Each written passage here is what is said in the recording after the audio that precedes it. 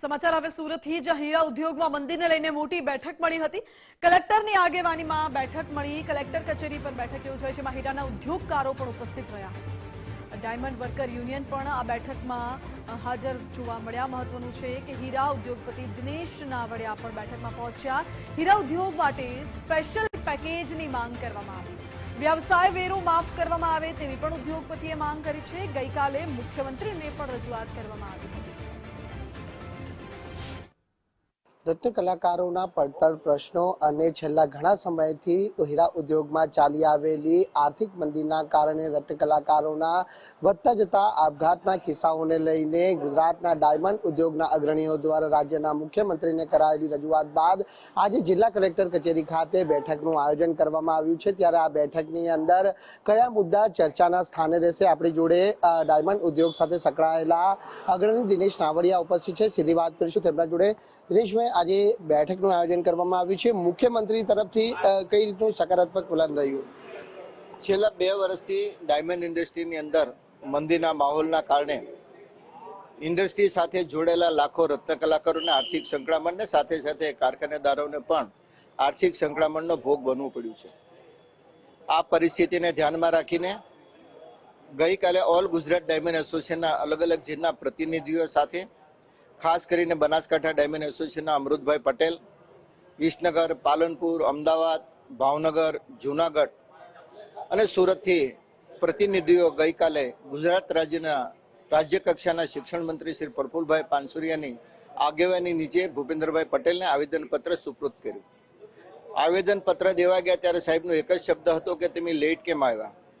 ગુજરાત સરકારની ફરજ છે કે આવી સમયે રત્ન કલાકારોને આપણે હાચવી લેવા જોઈએ અને આ સમય કંઈ લાંબો ચાલવાનો નથી અને સરકાર ચોક્કસ આ બાબતે પોઝિટિવ વિચાર કરીને રત્ન કલાકારોને કઈ રીતના મદદરૂપ થવાય, અમારી જે કંઈ માંગણીઓ હતી એના આધાર ઉપર એક્શન પ્લાન બનાવીને આવતા 2 દિવસની અંદર ફરી અમને બોલાવી અને કઈ રીતના આપણે આગળ વધી શકીએ એની માટેની ચર્ચા વિચારણા કરવા માટે પણ અમને ફરી પાછા 2 દિવસ પછી બોલાવવાના છે।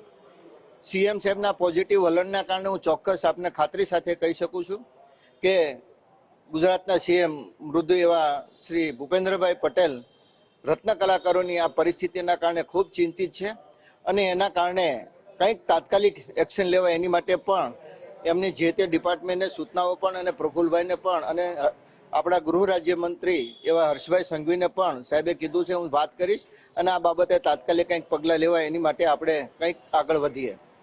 ગઈકાલે કલેક્ટર ઓફિસમાંથી ફોન આવેલો કે 11 વાગે એક મિટિંગનું આયોજન કર્યું છે।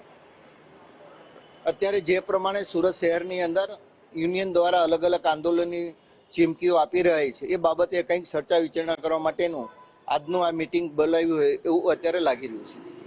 આ મિટિંગની અંદર કયા મુદ્દાઓ મૂકવામાં આવશે એ તો કલેક્ટર શ્રી જ્યારે વાત રાખશે એના આધાર ઉપર જ આગળ વધી શકીએ, કારણ કે અગાઉ હજી કોઈ એજન્ડા અમને આપવામાં આવ્યો નથી। બિલકુલ, આજની આ મહત્વપૂર્ણ બેઠકની અંદર ડાયમંડ વર્કર યુનિયનના પ્રમુખ સહિત જે ડાયમંડ ઉદ્યોગ સાથે સંકળાયેલા અગ્રણીઓ પણ ઉપસ્થિત રહેવાના છે। જે પ્રમાણે મુખ્યમંત્રીએ સકારાત્મક વલણ અપનાવ્યું છે અને જિલ્લા કલેક્ટર કચેરી ખાતે તાત્કાલિક ધોરણે બેઠક બોલાવવામાં આવી છે, ત્યારે આજની આ બેઠકની અંદર કયા મહત્વપૂર્ણ જે મુદ્દા ચર્ચાના સ્થાને રહે છે તે પણ જોવું રહ્યું। પરંતુ હાલ આ બેઠક બાદ છે તે એક્શન પ્લાન તૈયાર કરવામાં આવશે અને મુખ્યમંત્રીને આ અંગે પરત છે તે મુલાકાત કરવામાં આવશે અને આગામી દિવસોમાં મુખ્યમંત્રી રત્ન કલાકારોની આર્થિક સહાય માટે કઈ મહત્વપૂર્ણ જાહેરાત કરે છે તે હવે જોવું રહ્યું।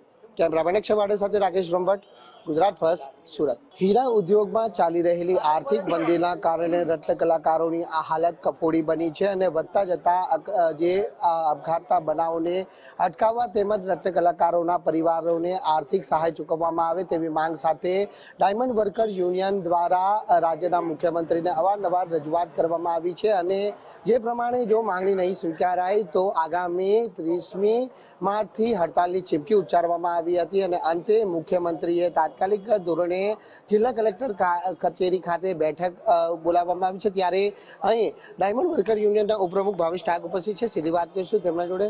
જી ભાવેશ, 2 દિવસ પહેલા કલેક્ટર સાહેબને 500 થી વધારે સંખ્યાની અંદર રત્ન કલાકારોને સાથે રાખી ડાયમંડ વર્કર યુનિયને એક આવેદનપત્ર આપ્યું હતું।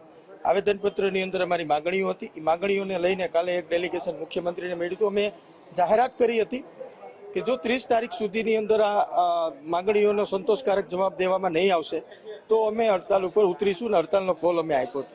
પોઝિટિવ રીતે આજે મુખ્યમંત્રીએ પોતે મુખ્યમંત્રીના સ્થાને કીધું છે કે 2 દિવસની અંદર આનો એક્શન પ્લાન ઘડવામાં આવશે અને એક્શન પ્લાન બાદ રત્ન કલાકારોને કાંઈ ને કાંઈ મદદ કરવામાં આવશે.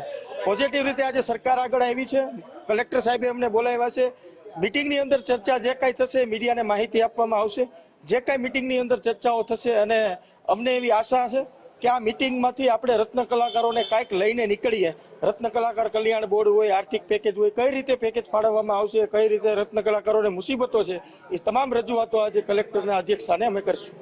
તો બિલકુલ કલેક્ટરના અધ્યક્ષ સ્થાને મળનારી બેઠકની અંદર તમામ મહત્વપૂર્ણ જે મુદ્દાઓ છે તે કલેક્ટર સમક્ષ મૂકવામાં આવશે અને આ મુદ્દાઓ પર કઈ રીતનું સકારાત્મક વલણ છે તે અપનાવવામાં આવે છે તે બેઠક પૂર્ણ થયા બાદ જ જે છે તે બહાર આવશે. પરંતુ સુરતના હીરા ઉદ્યોગમાં પ્રવર્તી રહેલી આર્થિક મંદીનો સામનો છેલ્લા ઘણા સમયથી રત્ન કલાકારો પણ કરી રહ્યા છે અને રત્ન કલાકારોના વધતા જતા આપઘાતના કિસ્સાઓને લઈને રાજ્યના મુખ્યમંત્રી પણ ચિંતિત બન્યા છે અને આ મામલે આજે જિલ્લા કલેક્ટર કચેરી ખાતે આ બેઠક છે તે મળવા જઈ રહી છે.